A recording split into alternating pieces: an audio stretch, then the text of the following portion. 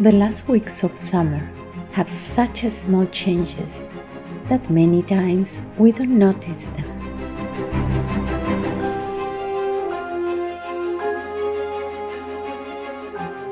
There are slight variations as the day gets shorter.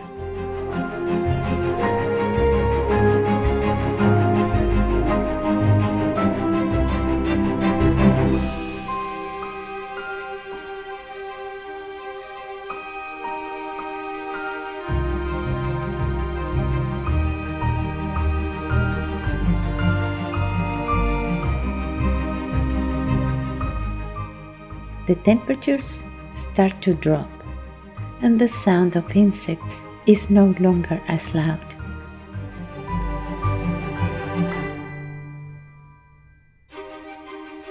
As I walk through the forest, I can see that low shrubs and ground vegetation have dried up and begin to vanish.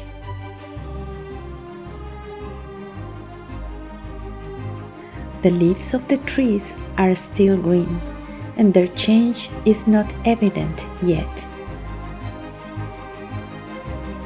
although some golden tones shining under the sun start to show.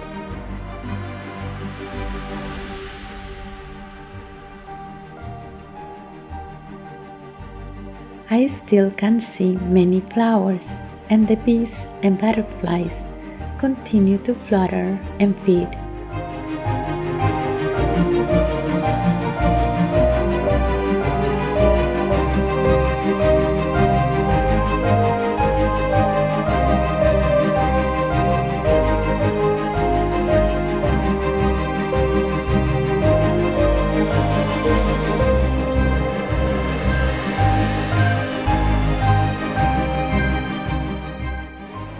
Trees are filled with abundant fruits and berries.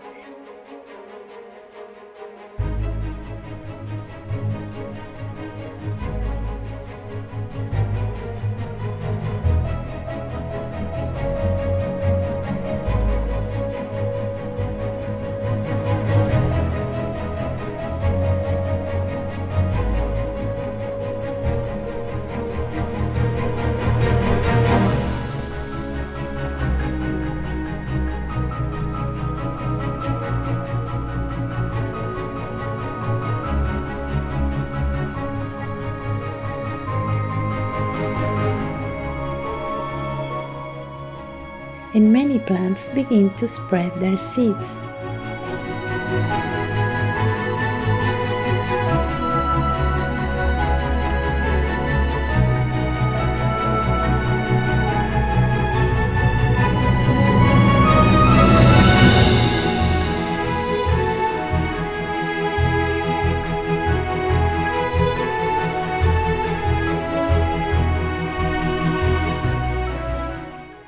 Animals might prepare themselves for the upcoming cold weather, storing food or traveling to warmer regions as the cold arrives.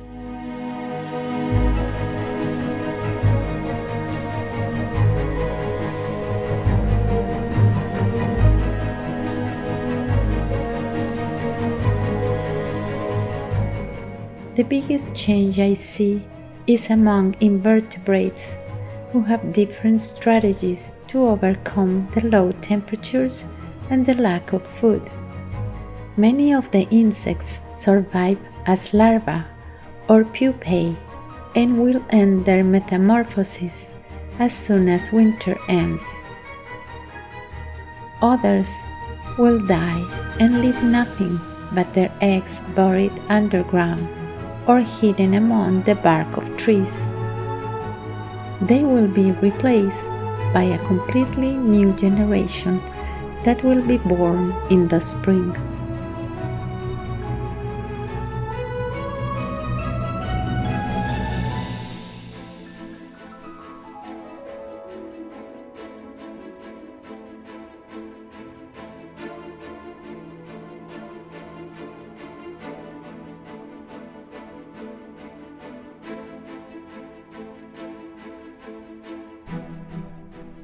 Bees prepare for winter by gathering a large honey reserve and will seal the hive when temperatures drop to 50 degrees Fahrenheit.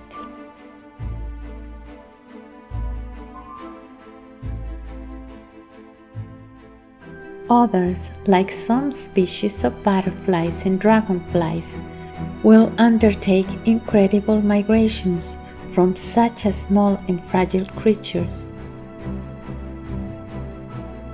Several generations later, their descendants will return to the same place the following year.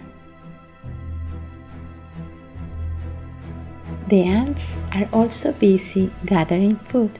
Then they will cover the entrance to their anthill, where they might spend the winter months. Spiders, depending on the species, also have different strategies to survive before temperatures drop too low.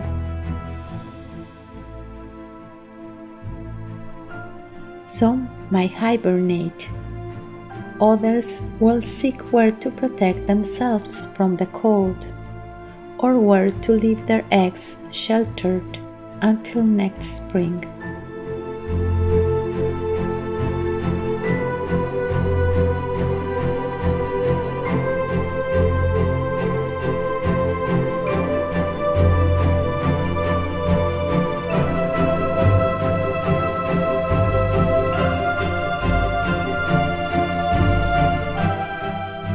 For birds, this is also a period of high activity, although some species do not migrate since they can find ample food supply throughout the year.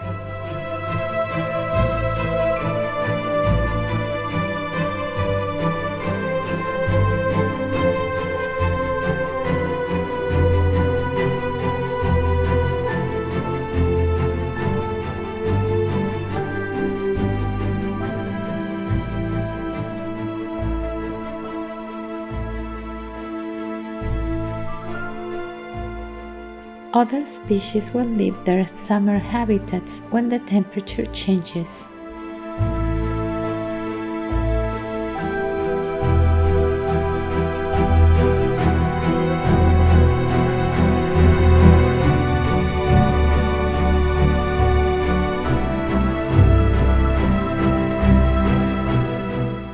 Medium-distance migratory birds cover short distances and only travel a few hundred miles.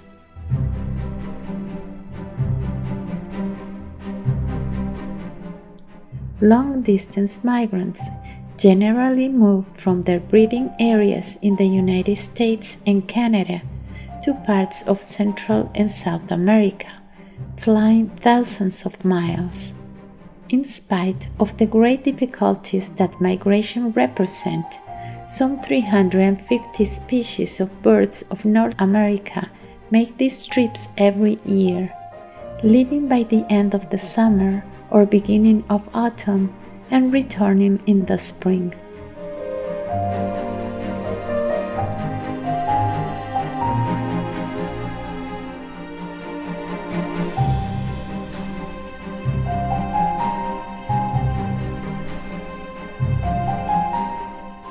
Mammals also prepare themselves. They must feed tirelessly to increase the layer of fat that will protect them from the cold.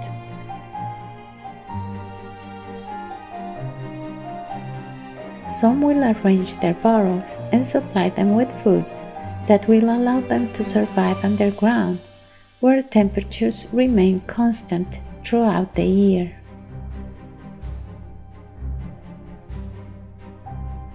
The last weeks of summer are a time of many changes that are not always easy to see, but only in a few more weeks we will be able to enjoy the beautiful colors of the autumn.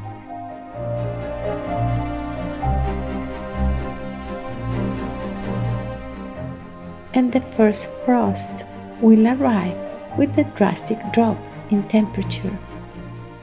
By that time, I will have my cameras ready to record the magic of the new season to come.